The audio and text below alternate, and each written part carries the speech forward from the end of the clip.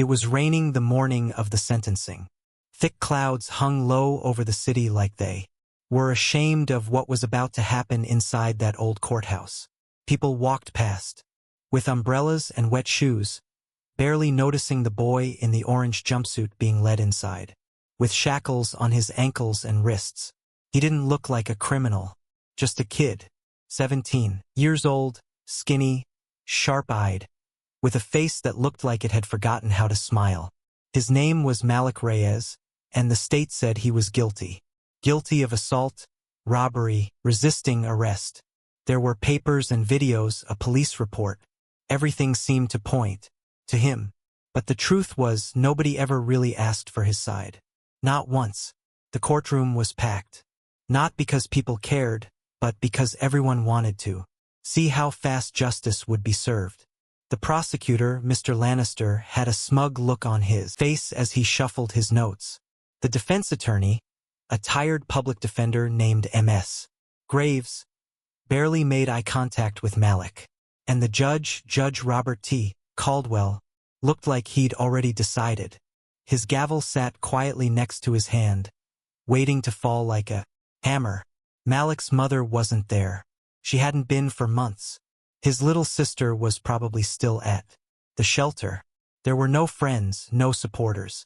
Just him and a sea of people who thought they already knew who he was.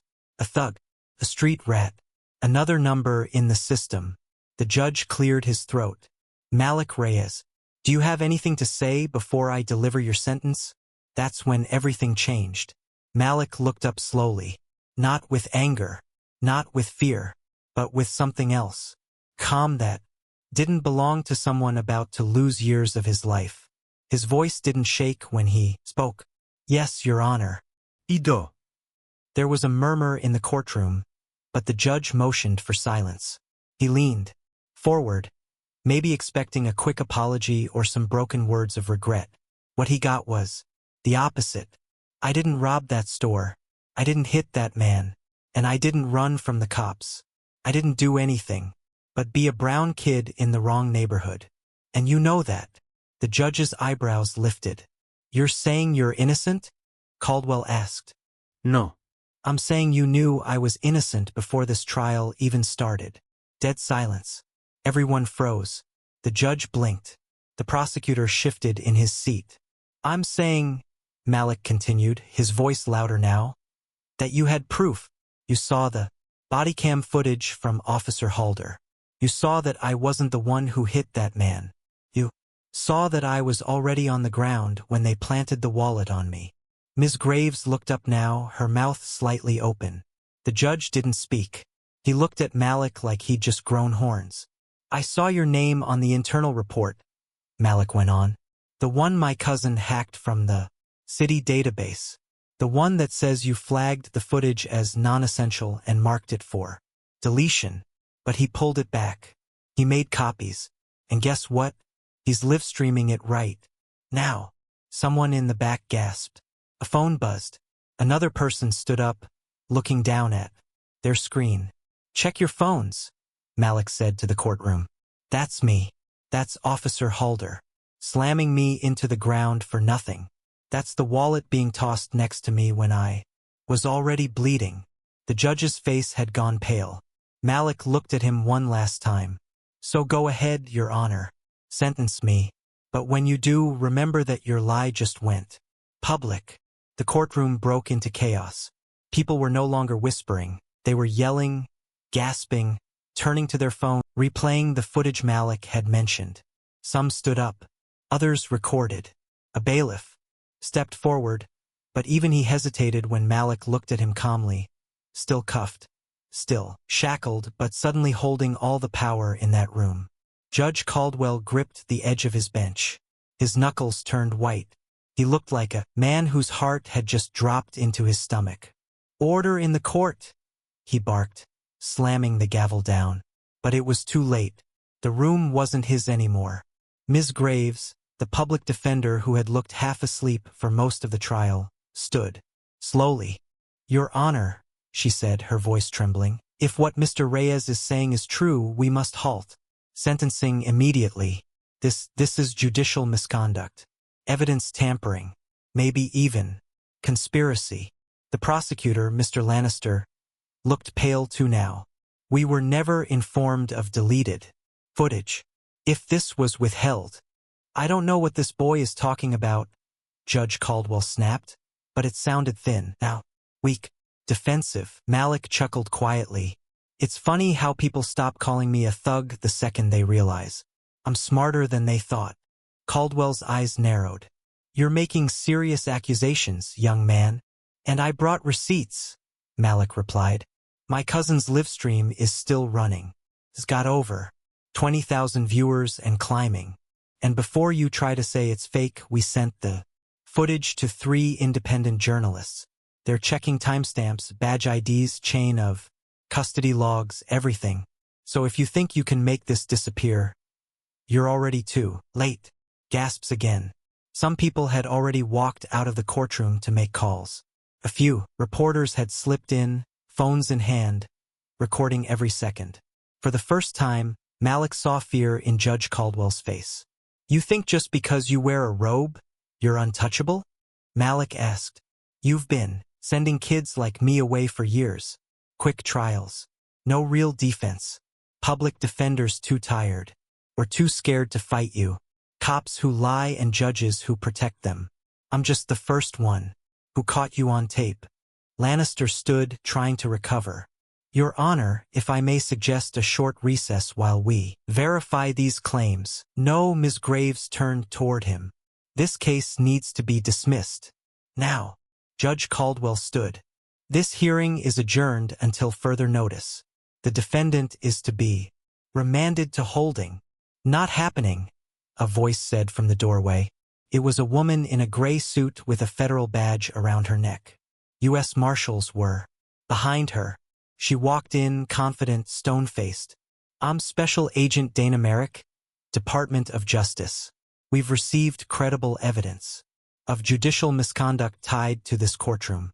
Judge Caldwell, you're being placed under federal investigation effective immediately. Please step down from the bench. People lost their minds. Phones came out again. The judge froze, his mouth moving but no words coming out. Bailiffs looked at each other, unsure of who to follow. Caldwell glanced down at Malik one last time, and for a second Malik saw something strange. Shame. The judge stepped back from the bench without a fight. Take Mr. Reyes out of those cuffs, Agent Merrick said. He's not going back to that cell. The shackles hit the floor with a loud clink. Malik stood slowly, rolling his wrists.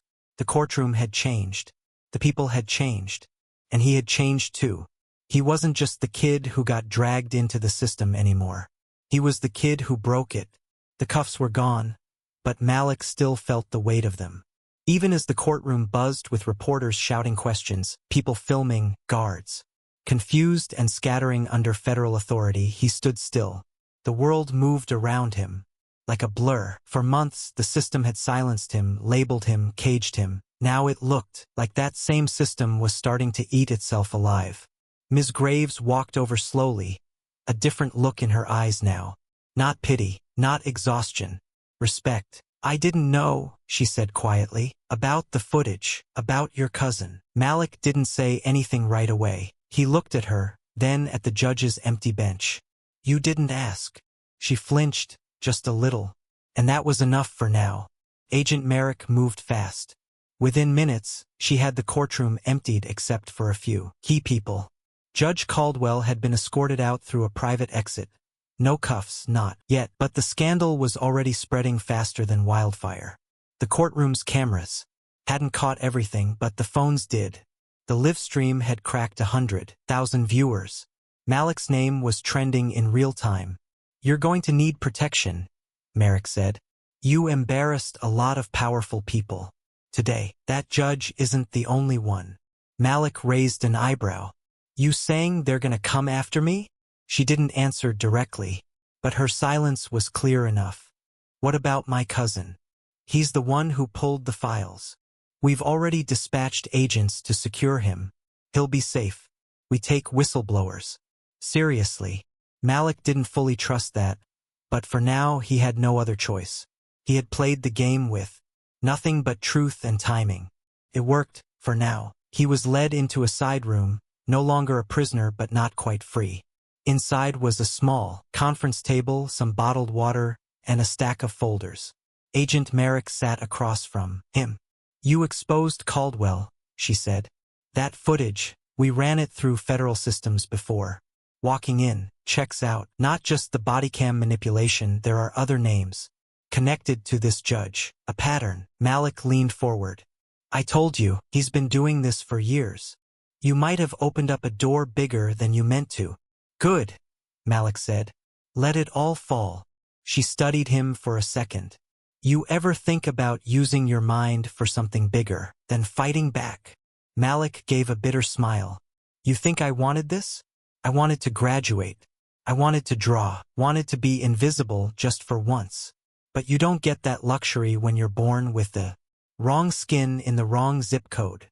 Her face stayed blank, but something shifted in her posture, like she understood more than she wanted to admit. "We can offer you protection," she said. "A new identity if it comes to that, but there's something else. We need your help." Malik squinted. "With what?" "This footage wasn't the only file your cousin found. He tripped a flag in our system when he hacked the city server. That means he got close to something we've been trying to uncover for a while now." "What are you saying?" "I'm saying the judge was part of a bigger network. A list of officials, judges, cops, even a few politicians who've been pushing kids of color into harsher sentences. Private prisons, kickbacks. We've suspected it for years, but never had proof." Malik blinked. "So you want me to help you take down the rest? That, or we send you home and hope they don't erase you before breakfast." He sat back, breathing slow. This wasn't over. It was just changing shape. From courtrooms to conspiracies. "Fine," he said. "But if I help you, I don't want to disappear.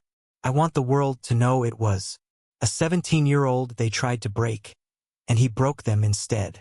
Agent Merrick gave a small nod. "Then let's burn it all down together." The motel room they put Malik in smelled like bleach and cigarette ghosts.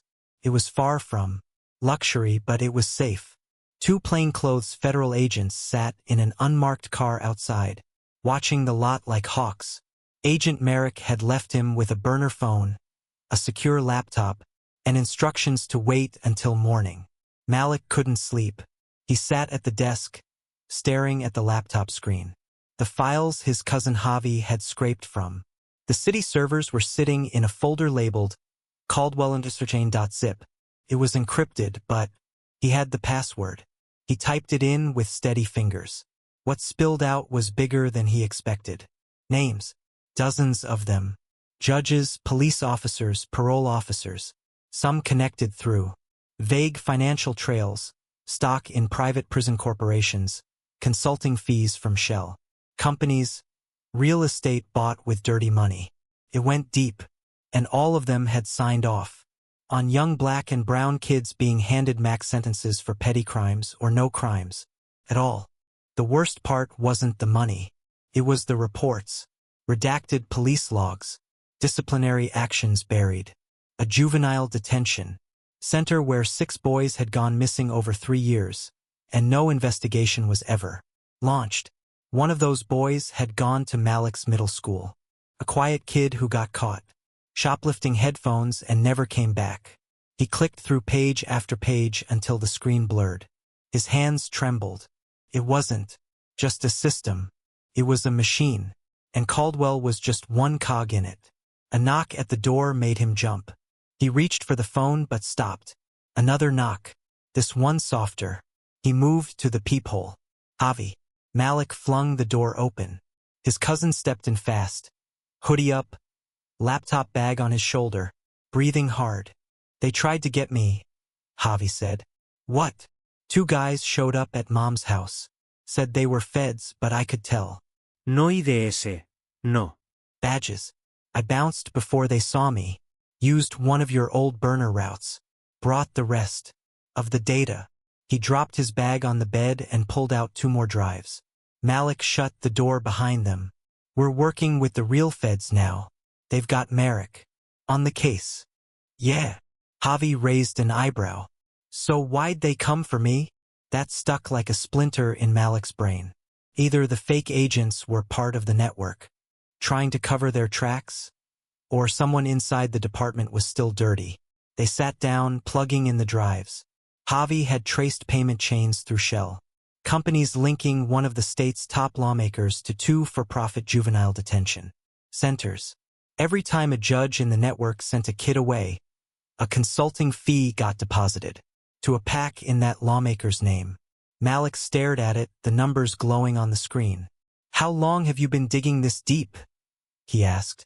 Javi leaned back. "Since you got locked up. I knew it didn't feel right. Something in that report stunk.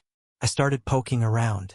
And when I found out who Caldwell plays golf with every Sunday," a chill ran down Malik's spine. "Who?" Javi turned the screen. "Senator Harmon. The man who wrote the Youth Justice Reform Act last year, the one that looked like it was helping kids on paper, but was quietly expanding sentencing guidelines and building new youth holding centers in poor districts. They weren't just profiting from the system. They were building it stronger every year." Malik stood, pacing. "We can't just hand this over." "Why not?" "Because we don't know who to trust anymore. If someone in the department sent fakes to grab you, then Merrick might not even know she's being used." Javi frowned. "So what do we do?" Malik stared at the files again, heart pounding. "We go public. Like before. Bigger this time. Names, numbers, evidence, everything. Let the world see what's been happening to kids like us." Javi nodded. "We'll get it packaged. Leak it like a nuclear bomb." Malik's eyes burned with anger and something deeper. Purpose. "This time," he said, "they don't get to hide behind robes and flags." The leak dropped at 9:07 a.m. sharp. Malik and Javi sat side by side in the motel room, staring at their phones as the upload went live. They used 3 different mirror sites, encrypted email dumps, and a live stream link that pointed directly to every document they had, and censored, unfiltered, undeniable. The caption read, "You called us criminals. Here's what you were hiding. Malik Reyes." Within minutes, it exploded. Twitter, Hedge, Discord, TikTok, hashtags like hashtag System Exposed, hashtag Caldwell Files, and hashtag Malik Was Right flooded the timeline. Screenshots of documents, audio recordings Javi had extracted from the city servers, even internal memos that showed coordination between certain judges and law enforcement to boost incarceration rates in specific zip codes. By 10 a.m., 2 national news networks had picked it up. By 10:15, the Department of Justice released a vague statement acknowledging the validity of several documents being reviewed. By 10:30, Senator Harmon denied everything and called the leak a fabrication by a teenage hacker with a grudge. And by noon, the motel phone rang. Malik picked it up. It was Agent Merrick. "What the hell did you just do?" she asked. She didn't sound angry. She sounded stunned. "I gave people the truth," Malik replied. "You just brought down half the state's judicial integrity in one move. Do you understand how dangerous this is? These people have money, power, lawyers, killers. I'm done being scared." There was silence on the line. Then a sigh. "They're going to come after you. Not legally, physically. We're moving you. Now." "No," Malik said. "I'm not hiding again. If they want me, they're going to have to show their face. And cameras are everywhere now." Javi leaned over and whispered, "They're going to do more than just show their face." But Malik was already thinking 5 steps ahead. "We need to make it impossible for them to shut this down," he said to Merrick. "I've got people backing me now. I've got a voice. And I'm not doing this from a bunker." Merrick was quiet again. "Fine. But if you're staying in the open, you need to move. Change your spot. Keep ahead of them. We'll stay close, but out of sight." Malik hung up. He looked at Javi. "We're not just leaking anymore," he said. "We're building something." That afternoon, Malik started a live stream. No script, no suit, just him raw, direct, honest. He talked about the boys who never came back, the fake evidence, the threats. He called out names, played the audio, showed the documents live. Hundreds of thousands watched, then millions. One of the top-rated evening hosts on cable news played a full 12-minute clip of Malik's stream, calling it the most damning youth-led exposure in American legal history. And just like that, the system that tried to bury him had turned him into a symbol. But symbols come with targets. That night, while Malik and Javi packed their things to move locations, a bullet punched through the motel room window, then another. They hit the floor instantly. Glass flew everywhere. Javi shouted. Malik crawled to his cousin, pulled him behind the bed, heart thudding like a jackhammer. Silence. Then tires squealing outside, disappearing into the distance. 10 seconds later, the agents busted in with guns drawn, eyes wide. You weren't supposed to stay here this long, one of them said. They found you. Malik's hands shook, not from fear but from rage. They shot at us, Javi hissed, crawling out from under the bed. They tried to kill us. Malik looked down at the shattered laptop, pieces scattered across the floor. Then we hit something real, he whispered. One of the agents got on the radio. Another patched Javi's bleeding arm, just a cut from the glass, but enough to remind them this was no longer just a digital war. They were in it now. And the people in power? They were done playing defense. The safe house was different this time. Underground, windowless, cold. Malik sat at a folding table, staring at a blank wall. A tight bandage was wrapped around Javi's arm. The silence between them felt heavier than the gunshots that had ripped through the motel just hours before. They meant to kill us, Javi muttered for the third time. Not warn us, not scare us. Kill. Malik nodded but said nothing. His jaw was clenched, his thoughts looping around one fact. They were no longer trying to cover tracks, they were erasing people. Agent Merrick arrived 15 minutes later. She walked in alone, her coat wet from rain, eyes sharper than usual. No more pretending this is under control, she said without any formal greeting. Whoever sent that hit, they weren't amateurs. That was an extraction team. Black market muscle. Paid in crypto. We traced the van's plates. Stolen from a federal vehicle yard 2 states. Over. Javi scoffed. Yeah. Sounds like a coincidence. Merrick looked at Malik. You were right. There's a mole inside. Someone fed your location. To them. Malik stood, pacing. Then it's someone inside the department. Which means this goes higher than you thought. We believe Harmon's got people everywhere, Merrick admitted. We've been collecting names, assistants, advisors, quiet donors. The deeper we go, the more rotten it smells. Then we hit them where they live, Malik said. In the shadows, behind podiums, behind their pretty laws and shiny campaign speeches. Javi frowned. What does that mean? Malik turned to the both of them. I want to debate him, publicly. I want Harmon to answer, live in front of everyone. Javi blinked. You're insane. You're a kid, Merrick added flatly. He's a senator. Exactly, Malik said, eyes burning. And the whole country is watching me now. If I call him out by name directly on camera, he either faces me or he hides. And if he hides, everyone knows he's guilty. You do that, Merrick said slowly, and you'll paint a target on your head the size of a stadium. Malik didn't flinch.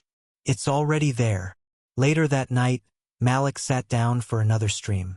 His face bruised from hitting the floor, his voice rough from hours of talking, but his message clear. I know who you are, Senator Harmon, and I know what you've done.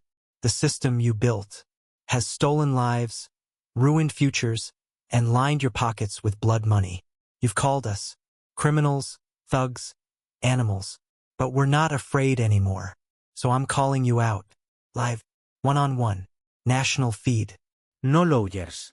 No lies, just the truth. Me and you. The internet went wild. Hashtag FaceMalik trended #1 globally within the hour. Talk shows picked it up. Civil rights leaders posted their support. Former inmates, teachers, lawyers, activists, all rallying behind Malik's challenge.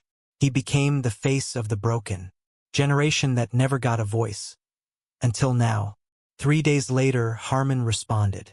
A slick video posted from his campaign account. He wore a flag pin and a practiced smile.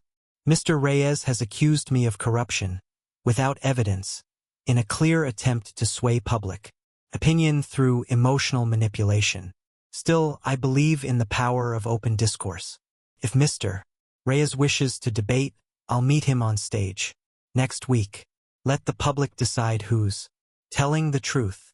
Malik watched the video with a cold expression. He thinks this is a game, Javi muttered. He thinks he can outtalk me, Malik replied. He's wrong. Preparations moved fast. Merrick and her team vetted the debate location. A public university auditorium, live-streamed, neutral moderators, metal detectors, surveillance, tight security. But Malik didn't trust any of it. Someone will try something, he told Javi the night before. Not just to stop me, but to prove a point. That truth doesn't win. Javi shook his head. Then we prove them wrong. Malik looked out the window, into the dark sky above the city that had once caged him. No, he whispered. We show them it survives. The stage lights burned hotter than Malik expected. He stood behind his podium, heart thudding beneath his jacket, microphone clipped to his collar. The auditorium was packed. Press, students, faculty, government observers, and a wave of security personnel that made it feel more like a war zone than a university debate. Across from him, Senator Harmon stood polished and smug, smiling like he'd already won. He wore the perfect blue suit, the American flag pin, the silver tie. Every movement was rehearsed, every blink intentional. He radiated confidence, the kind that only came from decades of power and the belief that you were above the fallout. The moderator, a nationally syndicated anchor, introduced them both. One is a 17-year-old activist who exposed judicial corruption with leaked evidence. The other, a sitting senator accused of participating in the very system he helped design. Tonight, they speak for themselves. Malik didn't look at the cameras. He didn't care about views anymore. He looked at Harmon. Because this wasn't a debate. This was a reckoning. The moderator started with an easy question. Senator Harmon, do you deny the documents released by Mr. Reyes implicate you in any corruption? Absolutely, Harmon replied without hesitation. This young man is clearly passionate, but passion doesn't equal truth. The documents he released were stolen. That alone undermines their legitimacy. Malik didn't react. He waited for his turn. Theft? He said when the moderator gestured to him. Interesting word choice, because what I showed the world wasn't just documents. It was proof of stolen lives. Kids sent to private prisons with padded charges, all to feed a machine you profit from. Gasps. Phones recording. The audience leaned forward. Harmon smiled wider. And where's your proof that I personally profited? You've thrown my name around like it's a trending hashtag. But where's the forensic evidence? Where's the audit trail? Malik reached into his pocket and pulled out a flash drive. Right here. The room erupted in noise. The moderator asked for quiet. Malik held it up. This drive contains transaction records from the PAC you manage. Shell companies, donations from private prison contractors, and your signatures approving fund. Transfers less than 48 hours after judges under your mentorship issued record high sentences for petty juvenile offenses. Harmon's jaw tightened for the first time. Fake. Forged. Fabricated, he said quickly.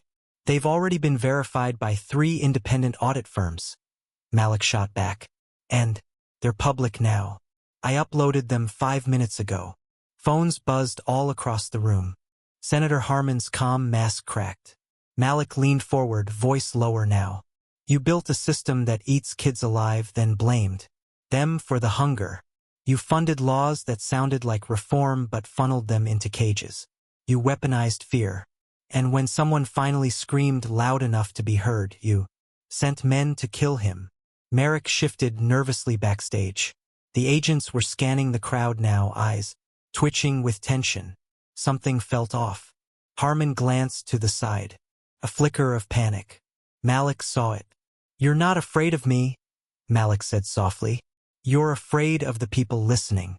Because they don't believe your suits anymore. Or your smiles." Suddenly, the lights flickered.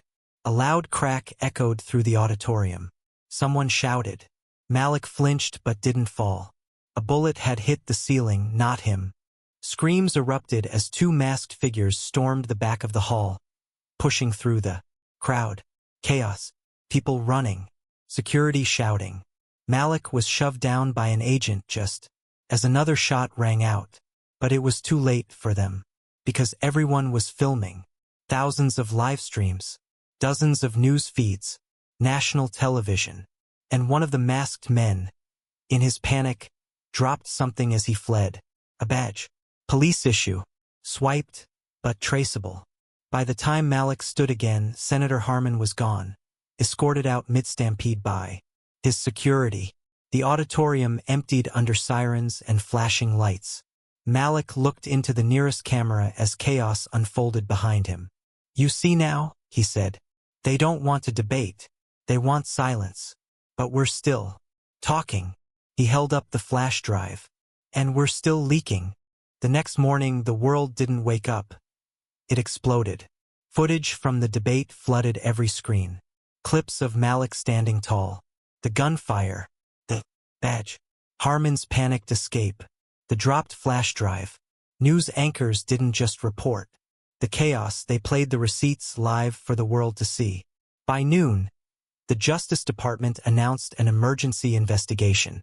By evening, the president issued a statement condemning the deep rot within the judicial network and promised swift, unrelenting accountability. And through it all, Malik stayed visible. He didn't hide, didn't run. He filmed another live stream from a neutral location, this time flanked by Malik and a small team of investigators now under his protection, not the government's. "You all saw what happened last night," he said, staring directly into the lens. "You saw the violence, the fear. You saw what power does when it's cornered." He paused, breathing steady. "But you also saw something else. You saw truth refuse to stay quiet." Behind him were images projected on the wall, names of the victims, faces of kids lost in the system, redacted reports that were no longer redacted, a map connecting every single known judge, officer, and politician in the corruption web. "Senator Harmon is in hiding," Malik continued. "But we're not.